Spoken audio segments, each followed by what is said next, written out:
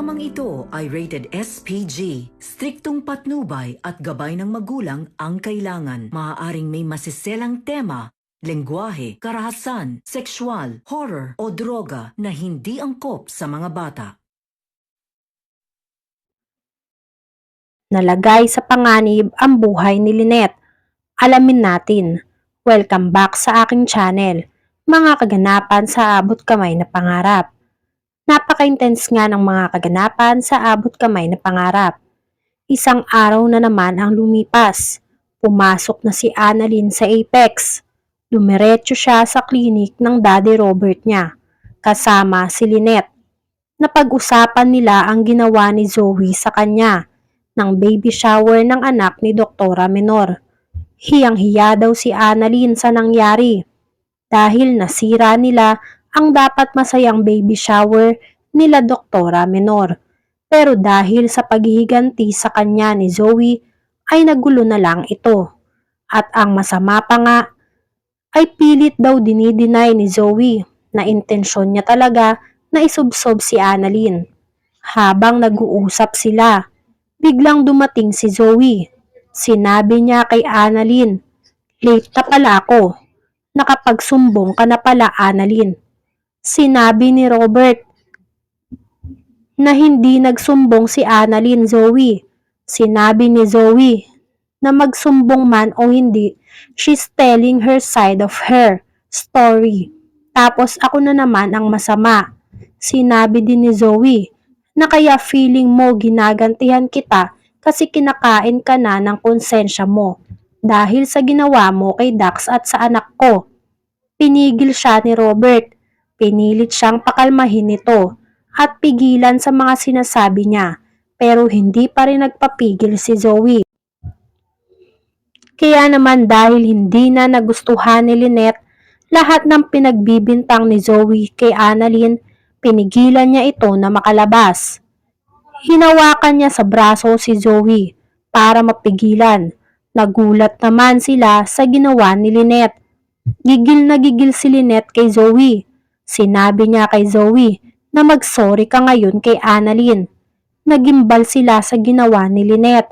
Nag-aantay naman si Annalyn at Robert kung susunod si Zoe kay Lynette na magsosorry kay Annalyn. At dahil matigas talaga si Zoe, wala silang narinig na kahit anong salita na narinig dito.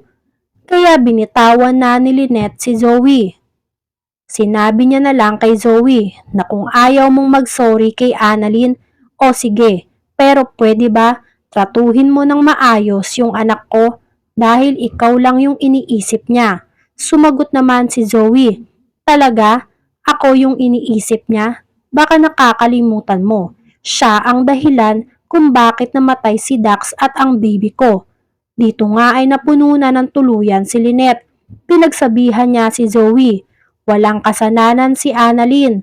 Pero sorry Zoe pero sana marunong kang mag-accountable sa lahat ng ginawa mo. Nangyari lahat ng kinagagalit mo dahil sumama ka kay Dax. E di sana buhay pa sana si Dax. Buhay pa sana ang magiging baby nyo kung ginawa mo lang kung ano ang tama. Ngayon, gusto mong sisihin yung ibang tao? Huwag yung anak ko ang sisihin mo ang sarili mo. Tila napuno na nga talaga itong si Lynette, kaya nakapagsabi na siya ng masasakit na salita kay Zoe na talaga namang tagos na tagos sa puso ni Zoe at labis itong nasaktan. Kaya naman, wala na siyang nasabi at nag-walk out na lang. Nagpunta siya sa CR para ilabas lahat ng galit niya. Nagsisigaw siya sa CR. Hindi na niya alam kung ano ang gagawin niya dahil hindi niya akalain na ipaparealize sa kanya ni Lynette na siya talaga ang may kasalanan ng lahat. Dagdag pa nga at pinagtanggol si Annalyn ng nanay niya.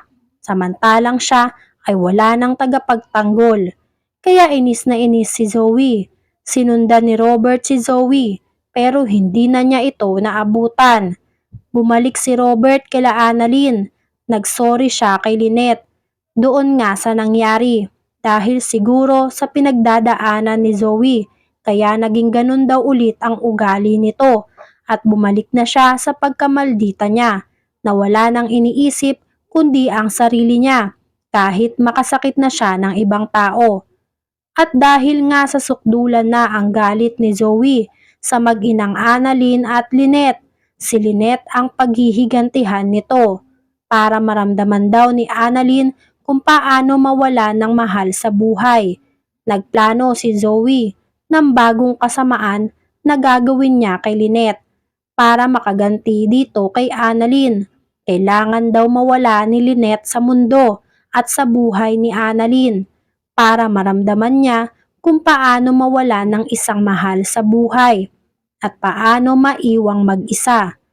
Dahil hindi daw papayag itong si Zoe na siya lang ang nasasaktan sa kanilang dalawa. Dapat nga daw ay pati din si Annalyn dahil si Annalyn daw talaga ang dapat sisihin sa lahat. Sa labi ng Apex, sinungitan ni Zoe si Madam Chantal. Hindi alam ni Madam Chantal kung ano na naman ang nangyayari kay Zoe at napaka-moody talaga ng batang ito na akala niya ay bati na nga silang dalawa at okay na sila. Pero bigla na naman nga itong nagalit sa kanya. Nakita naman ni Zoe si Lynette at Annalyn na magkasama at nakita niyang paalis si Lynette kaya sinundan niya ito. Sa kabilang banda, nagpaalam naman si Lynette kay Annalyn na lalabas lang silang saglit ni Robert at may bibilhin lang sila. Kahit parang duda si Annalyn ay pinayagan niya pa din ito. Maya-maya, pag-alis ni Lynette, nakaramdam si Annalyn ng biglaang kaba. Kaya napapaisip ito kung bakit bigla na nga lang siyang kinabahan sa pag-alis ng nanay niyang si Lynette. Nakita siya ni Chang Susan na parang hindi mapakali.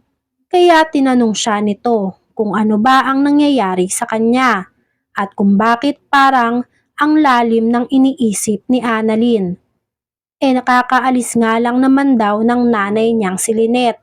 Sinabi ni Annalyn na bigla po kasi akong kinabahan na feeling ko nga ay may hindi magandang mangyayari. Kaya naman alam na agad ni Chang Susan kung ano ang tinutukoy nitong si Annalyn. Kaya sinabi ni Chang Susan na saglit lang naman sila at isa pa nga kasama naman ng nanay mo ang tatay mong si Robert. Kaya huwag kang mag-alala. Alam naman natin na hindi pa babayaan ng tatay mo ang nanay mong si Lynette. Kaya kumalma ka na dyan, apo. Saglit lang naman yun at maya-maya nandito na din naman sila ulit. Sinabi ni Annalyn kay Chang Susan na sabi ko kasi sa kanya matatapos na ang duty ko at sasamahan ko na lang sila. Pag-alis ni Lynette, nag-aabang siya na makatawid sa kalsada. Hindi naman alam ni Lynette na nakatingin at pinagmamasdan pala siya ni Zoe at masama itong balak sa kanya. Galit na galit si Zoe. Gustong-gusto niya talaga na mawala na si Lynette sa buhay ni Annalyn. Kaya naman gagawin niya ang lahat para mamaalam na si Lynette sa buhay ni Annalyn at magdusa na si Annalyn sa lahat ng ginawa niya kay Zoe. Hinarurot ni Zoe ang sasakyan niya papunta kay Lynette. Desidido na si Zoe na patayin si Lynette para magdusa na si Annalyn. Paglingon ni Lynette, nakita niyang papalapit ang sasakyan ni Zoe sa kanya, kaya nataranta si Lynette. Natuloy kaya ni Zoe ang pagsagasa kay Lynette? Sino ang mamamaalam? Yan nga ang mga kaganapan at mga dapat nating abangan dito sa Abot Kamay na Pangarap. Kung gusto nyo pa ng mga gantong klaseng video, ay mag-subscribe at i-like itong video na to. Maraming salamat po. I got you!